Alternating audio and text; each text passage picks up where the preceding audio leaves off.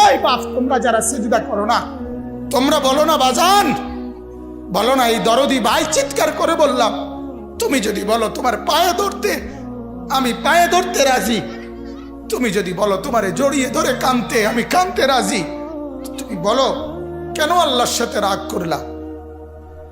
কেন আল্লাহর সাথে রাগ করলা?